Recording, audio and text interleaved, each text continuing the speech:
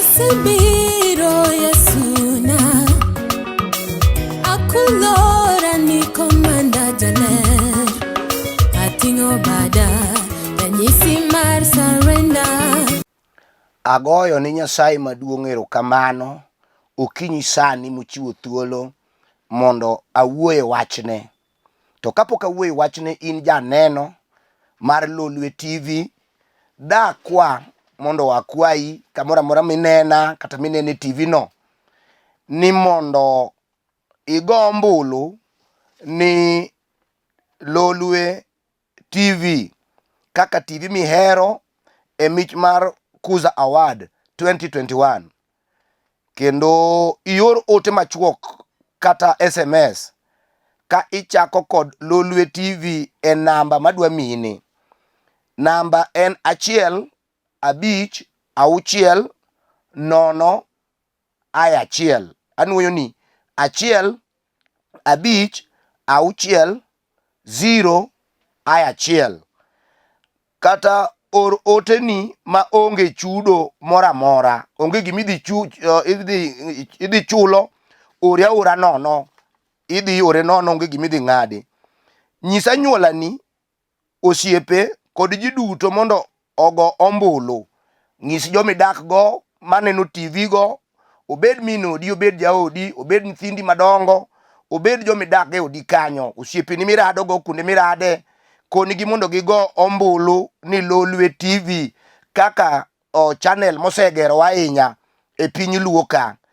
Nitie ombulu mibiro goyo kolure gi Kuza Award mar 2021. To namba mibiro goye ombulu no en 15601. Akwayi ni mondo itim kamano nikech Lolwe TV gini en marwa. Nyasaye ogwedhi mang'eny kuom setimo mano. Adwana asom muma madwana wuoye sani. En Zaburi 42.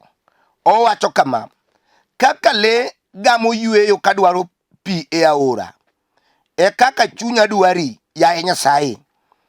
Nyasaye mangima, siso oloya kodi. Dayud thuolo karang'o mondo alam e nyimi.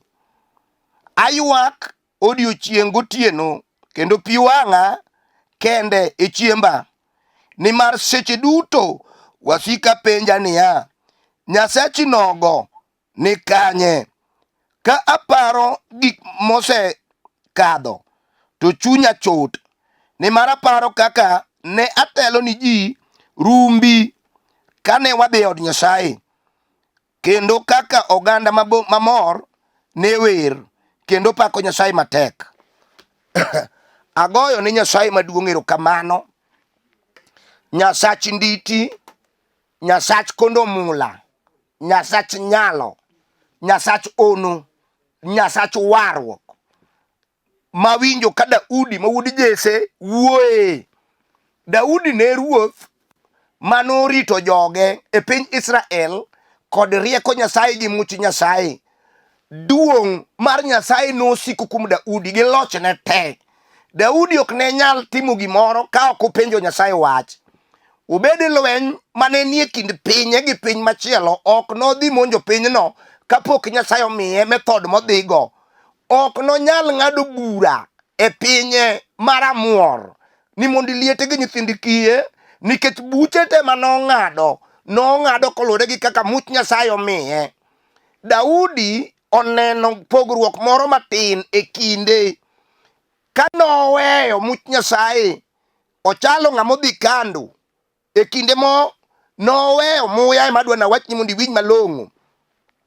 Daudi ne Nyasaye owiro koluwo Samuel ma wuod Elkana. Chieng' no gokinyi karo nyango, ka koro ruoth mane tiyo chon e mbele ne miluongo ni Saulo ma wuod Kish osebaro weyo. To ang' Nyasaye oneno nadiera, koro tadwa chiwo jal madhoda mabiro timogo singruok ae. To Daudi ka Jesse nowuok e dhod Juda, aparo ni ng'e kanyo. To kolure gi gima Jakobo osingo e muma mar chakruok 49 kowacho kuom Juda mabiro bet kaka ruoth manoti gi mula maduong'. Daudi ema notiyo kaka muma nochako. To we awachni gimoro ma samoro nyalo kia.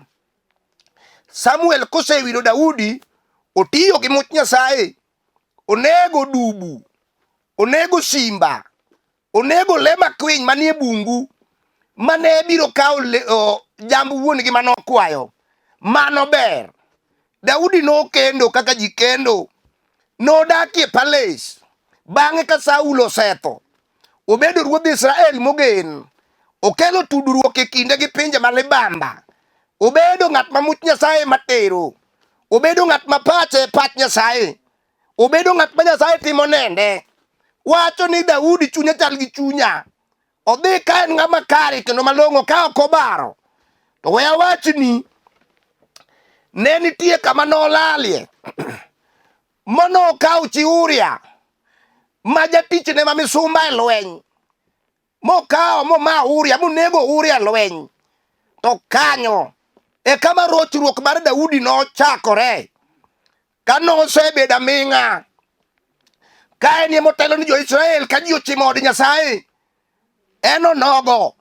Ing'eyo ni mich mane Ruoth omiye mar wir, mar pako Nyasaye gi nduma, gi gik migoyo magolo sauti mamalo, Daudi nolonye mano ka gire mar keni mane Nyasaye omiye ma kisungu luongo ni talent. Ne en go e chunye kod pache. Noneno kotelo n'oganda maduong' ko ji ochimo od lemo. Noneno wer kiwero to much Nyasaye donjo. Ne nitie ka Shekina donje od lemo, kendo chuo gi mon gi jodolo kulore, ka rumbi mar Nyasaye okwako ng'weng'o e wi hekalu mar Jerusalem. Nojaneno. Daudi ne neno ka gik madongo timore e hekalu. To nofwenyo ni nitie kaka noselal. Okoni wasike nosechako loye. Pinje machalo kaka Suria nobiro momonjo Israel e kinde Daudi oloyo Israel. We awachnie, gik mane Daudi koro nyalo timo notame, nikech nosewuok e wang' Nyasaye. Daudi nofwenyo ni ok en mane nitie, mane Samuel owiro cha ok en. Ofwenyo gik mang'eny. Tawuoro Daudi ne chunye gamo, nogombo apako misinga mar lweny mondo chako Dok Ir Nyasaye. Noneno kiwango mar riyo ma en ge chunye, noneno kech ma en ge chunye, ma Daudi opimre gi mwanda ma chunye solo ka dwaro modho pi. Obe chunye ne solo kodwaro kama dochamie wach. Notimo tim sekralego, motame kako odonje hekalu. Otimo tim kwero, onego ng'ato to kawo chiege. Daudi gino ne litne. Ne ok en ruoth ma wiye tek, ma kata otimo richo to pod odak adaka ni hekalu nyaka obedie. Ne noko kolure gi chik mag Musa. Daudi ne gino litne, koparo ni koro onge joma nyalo talo nigi. Ka ji ochimo lemo, gik manyocha oloyo ochako monje, kaka tuoche matalo malaria gi typhoid kod pneumonia. Masira ma ene manowacho kinde mane pod olong'o ni masira ok nodonji e dho rangang'a makare. Dala ne masira ochako monjo, nyithinde ochako timo gik maricho, kawo nyaka chiege. Lweny maduong' odonjo e kulu. Jachien kia dala midakie nodonjo ka Daudi. To Daudi chunye ochako bedo gi kech mar wach. Nitie kaka ng'ama war nyalo doko chien, to kidwa ng'eyo ni noware, chunye nyaka ywa modog ir Nyasaye. Nyaka ofweny nosepodho, nyaka ofweny oseweyo. Daudi nofwenyo. To koni jowadwa, Awinjo kan gi riyo maduong' kaka mwanda nigi riyo mar dwaro pi, e kaka an be an gi riyo mar dwaro wach Nyasaye. Okoni ya wasike nosechako penjo niya, Dayud ere Nyasachi? Nyocha iloya wa to koro waloyi. Ere Nyasachi? Nyocha ikoni kech onge to koro ikech. Ne Israel kaka kech nego, ne piny mirito kaka ji thoe. Dayud ere Nyasachi? Kawuoro Dayud ka Jesse, jal manong'eyo kaka osepodho, nochung' malo mowacho ni kane chuny nolime, nokawo pien guguru motwe kuome korwako. Okoni ma lweny madwa timo gi lemo, nolamo Nyasaye ka chunye ochot, kokawo gik moko bukrego. Oparo kako bet oko mar hekalu to en ruoth. Oparo ka ok onyal weri hekalu to mano wir ma Nyasaye nomiye. Oparo weche ma jasigu dirone, ma jowasik Israel wacho gi ruodhi morito pinje mag libamba. Chunye noduogo. Okoni ruoth chunya dwari, asetimo kosa, kata rwako kondo mar mula. Jomoko wacho na bedi aming'a, taneno ka kindena mar bet aming'a onge. Aselal, asepodho, okawinj kawinjora. Dayud noywak gi chunye. Okoni ya otieno kod odiechieng' chiembe ne mana pi wang'e. Oywak otieno, openjo ni ruoth nalal gi kanye. Jehova kiriweya, dipo ka tho e lwet wasigu. Nyasaye kiriweya, dipo ka wasiko nega. Nyasaye kiriweya, dipo ka gik manaloyo omonja motieka te. Gat mane nigi Nyasaye manosedokie piny, idokie kwong' manidagi, idokie timbe mag richo, idokie nek gi ujambachi, to nidagi miluongo Yesu kaka jawarni. Awuoyo kodi sani, dog chien. Ondikie muma ni ka ng'ato podho donge nyalo chung' kendo, ka ng'ato weyo donge nyalo duogo e yo. Dayud ma wuod Jesse, chunye nogamo yueyo. Okona dok ka ok apenjo jolembwa, adok ka ok apenjo monda, adok ka ok apenjo jogweng'wa. Awinjo ka richo romo chunya, osesanda.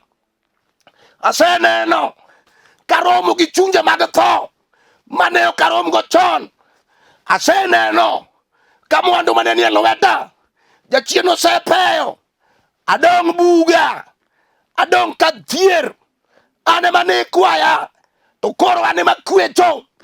Dayud noywak otieno tulu, oywak godiechieng' koparo gik madongo mane Nyasaye timo koneno, koparo njili manoyalo, koparo lwenje manoloyo.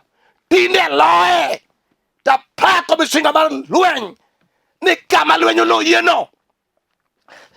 Chung' malo, teng' buru, rwak nanga, tuo kanda, koni kora wuok adhi. Adhi, obed lweny machal nadi. Aseparo kama le nolwarna. Asechung', samoro jatich Nyasaye oseluong nyingi e yore mag chode, e yore mag pesa malal. Oseluong nyingi e lweny migoye ji gadong'. To wari mamano nomiyo chunyi ochido, midokie kwete, mimadho mag bush mag kor gweng', midole tie long. To nowari kata ji nie rumbi tisiemi gi dhok ni pario jalno nowar, kendo ne jal mane yalo. Mano to ok rach. Dong ginyalo duogo mama. Winyi, warruok ok en mar din mineno ilemeno. Warruok en mar Nyasaye. We wacho ni kowari to wari ni dini no. Mano kosa. Iwaro ng'ato nikech Nyasaye. Piny ruoth polo ok riw gi din maleme. Mae wach yore. Duong' odog ni Yesu ja Nazareth. Daudi no oneno gik manoloyo. Oloye tinde. Jasike gone siboi. Karang'o ne. Ere Nyasachi no. Winji. Inyalo kosne Nyasachi kawuono. To kiny inyalo nene ka wiyo timo waya. Samson ma wuod Manoa. Ji ne paro norumo. Winji. Yier wiye noonge. Kama teko ne nodakie. Ma joko lielo. Dalilo lielo modong' nono. Ka ji paro ni orumo. Nyasachwa jadua chien. Obiro chien. Achien. Chieng' ma Daudi ne ting'o lodi. Ka ywayo kama. Ka wang'e osegol. Kogik miso. Oneno marame wang'e. Oneno tho. Oneno ka Dalila dong'. Dala gi onge ng'amo dhigo. Oseneno tho. To chieng' onong'o. Samson noywak. Mowacho niya. Nyasach Israel. Nyasach Jakobo. Nyasach Ibrahim. Nyasach Isaka. Miya teko. Nyadichiel. Atho gi wasika gi. Koyokore. Duong' gi pak. Odoloch gi teko. Odog ni simba ma dhod Juda. Sama ne en kamano. Nyasaye nolime. Olime. Helela ka jodongo bet. Ruodhi mag piny obet. Neno kaka iwayo. Janasir. Komako lodi dhigo. Mon pamo. Nyithindo pamo. Jomoko tugo kode. Kagir kalongolongo. Jomoko dhiaki kayanye. To Samson. Ong'eyo Nyasaye. Modaki wachne. Nyasach hono. Nyasach hono. Samson. Nochimo polo gi wach. Okoni ruoth. Nyasacha. Miya teko. Nyadichiel. Monda thogi wasika gi low. Sano. Jehova nokelo teko. Ma Samson ma wuod Manoa. Nonindo gi jo wasike koyokore te. Kama ne gibetie no. Kama jodongo no betie. Nomukore. Kama ne giwuore no. Nomukore. Kama ne giwacho ni waseloe. Nomukore. Jomoko ne penjo niya. Samson. Nyochi wacho ni gin gi Nyasaye. Ere go. Koro dako konye. Sano. Ne gineno Nyasaye Samson. Ma wuod Manoa. Awuoyo nadi. Gima ber. Kuongi fweny. Kuma gino noweyie. To biro duogo. Giteko maduong'. Nyasachwa. Mor gi ng'ama dok ire. Kata piny osewuoyo. Ni lal. Ionge kari. Kata kamileme. Nosewachi. Ilal. Ok ni chake duog kendo. Jomoko wuoyo kuomi. To ng'ama konyi to onge. Yesu ja Nazareth. Oweyo richo. Kata makwar karemo. Oriti. Nyasaye nang'e. Kaponi dok ire. Tebe noduogo iri. Weluor. Gimosekethore onge.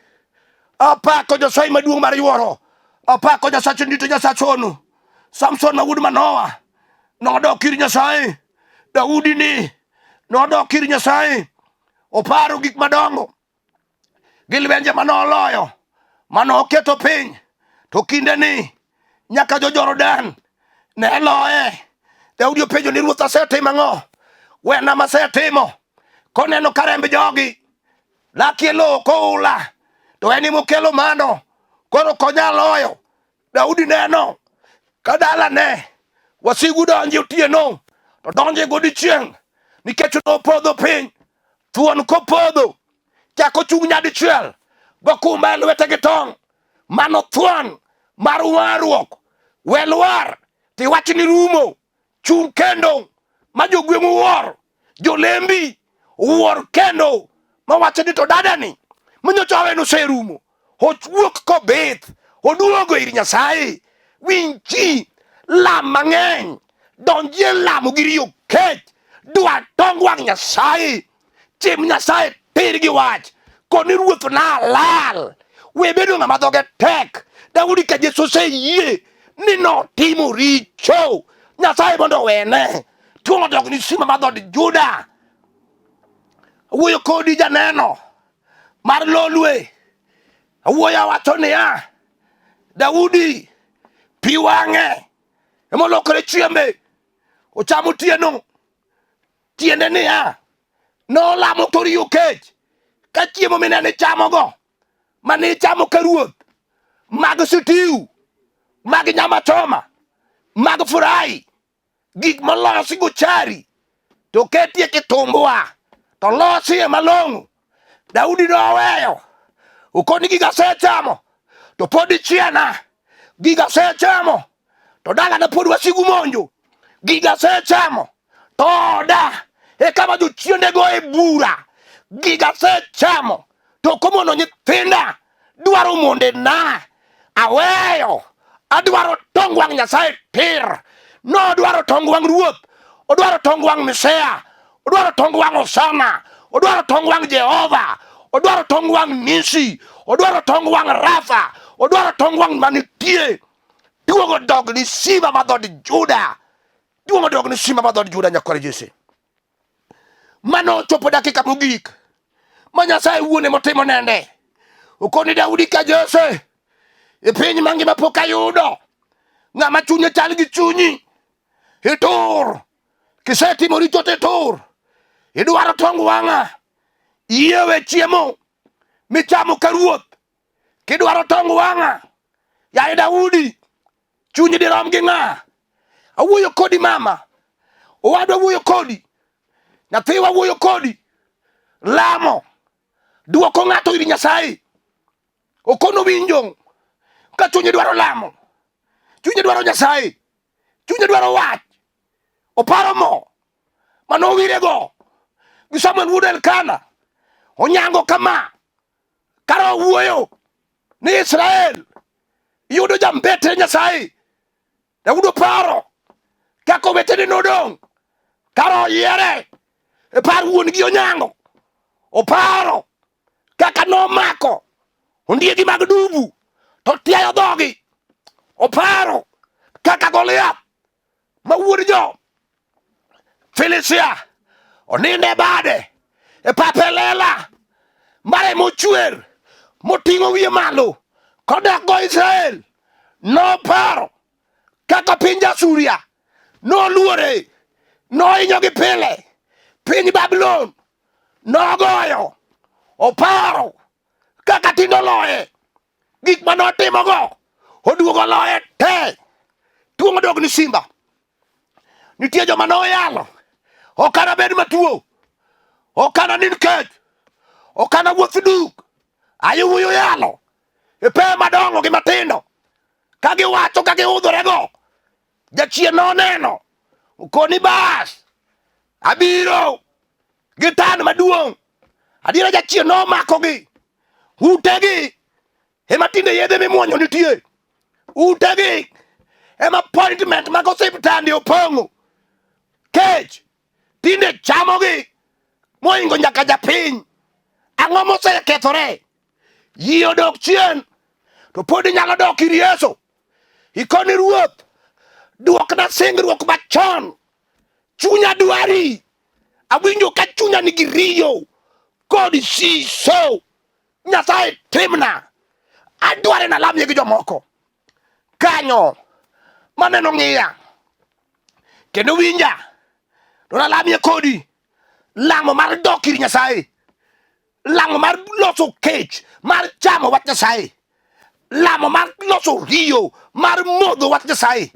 Kata ne ji wacho ni sekethori, ni we warruok, ni we lemo, ata wacho ni onge gima okethre maditam Nyasachwa loso, e alamo kodi. Nyasaye maduong', maja yuoro, maja neno, duong' dog ni simba, apako nyingi mar lweny. E mama no, kijana no, dichuog no, dayo no gi kwaro orie lwete kochimo TV nosepodho. Uwinjo gimomiyo lwenje sani odonje e ode gi dalane. Nyasachwa yie oduog iri. Nyasaye maduong' indike mumbi ka ng'ato podho nyalo chung', ka ng'ato weyo nyalo duoge. Nyasachwa timne ono kama entieno, mul ode, mak wasike, miye muya madologigo kendo. Nyasachwa gik manoloyo koware oduogi e bwo lochne te. Jehova mar polo alami kan gi yie ni timo gima wacho kaka ijatimo pile. Parna chiega Marcelina Piyo Wasiali kanie piny Kabiria Nairobi. Parna Obul Collins Mawuda Lego kama entie Kibira kanyo. Iparna Sila Mawudi Nyakach Nyasaye maduong' kanie Kibira kanye Kupa. Iparna dichuogno kod ode. Iparna Paul Mawudo Gembo Nyasaye maduong'. Parna Collins Mawudo Dero maja Ugenya kani Nairobi kanyo. Nyasaye maduong'. Parna Mos Mawudo Dera kani Kabiria. Parna Jamesi maja Kanyamwa kani piny Kabiria. Jehova maduong'. Parna mama Nyasembo gi kanisa mar The Finished Work at Calvary. Iting'na gi malo. Parna mama Helido Wino manya Lang'o. Apako misinga mar lweny manie piny Rambugu kanyo. Nyaka James Odire Mawudo Rando. Ichung'na kode. Apako misinga mar lweny. Nyasaye maduong'. Iparno lale. Jehova mar polo. Iting'na dichuogno malo. Duong' kod pak odogni nyaka chieng'. Iparna Caleb Mawudo nyul kanie piny Kibira. Iting'na go malo. Erokamano Ruoth. Duong' kod pak odogni Ruoth nikech isetimo. Apaki Nyasaye mar yuoro. Iparna die Moses kama entie kanyo. Iparna jatich Nyasaye Caleb Nyasaye maduong'.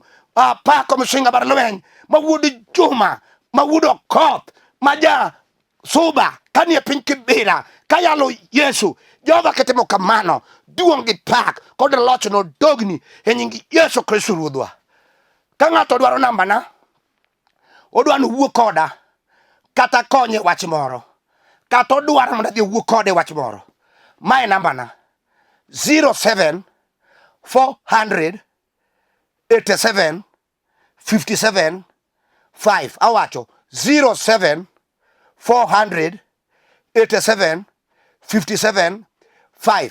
Kigo nambano tiyuda. Poni Ruoth wuoyo kodi wach moro, idwa ni mondo ichung'e tok injili, mane namba mibiro tiyogo.